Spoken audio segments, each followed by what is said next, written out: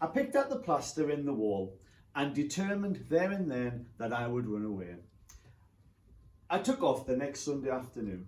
With any luck, I wouldn't be missed till the supper time, and by that time I'd be home and free. I climbed the fence at the bottom of the school park, behind the trees where I couldn't be seen. Then I ran for it. I ran as if bloodhounds were after me, not stopping until I was through Innocence Breach and out into the road beyond. I had my escape all planned. I would walk to the station. It was only 5 miles or so, and then I would catch a train to London.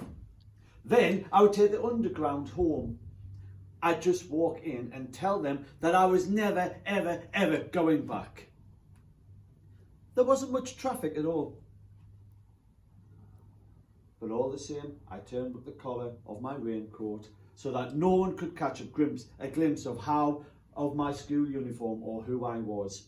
It was beginning to rain now. Those heavy, hard drops of rain that meant that there's more of the same on the way. I crossed the road. I ran along the wide grass verge under the shelter of the trees. Beyond the grass verge was a very high brick wall, much of it covered in ivy. It stretched all the way into the distance, continuous as far as the eye could see, except for a massive arched gateway at the end of the road. A great stone lion was at the gateway. As I came closer, I could see he was roaring in the rain, his lip curled, his teeth barred. I stopped and stared. That was when I heard a car slowing down behind me. I did not think twice. I pushed open the iron gate and darted through and flattened myself behind the stone pillar. I watched the car until it disappeared around the bend.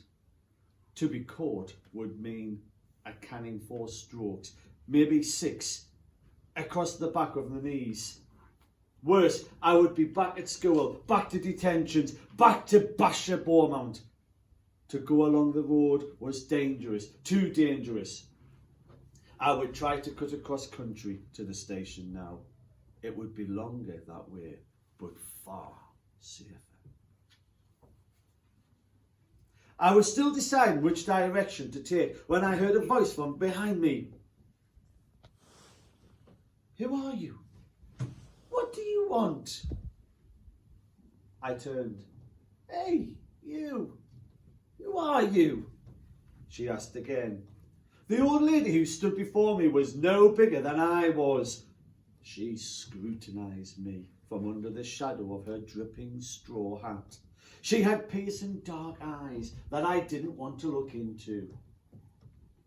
"I didn't think it would rain," she said. "Are you lost?" I said nothing. She had a dog on a leash. A big dog. There was a growl in its throat, and his hackles were all up along his back. She smiled. The dog says you're on private property," she went on, pointing her stick at me accusingly. She edged aside my raincoat with the end of her stick. "Have you run away from school?" Right.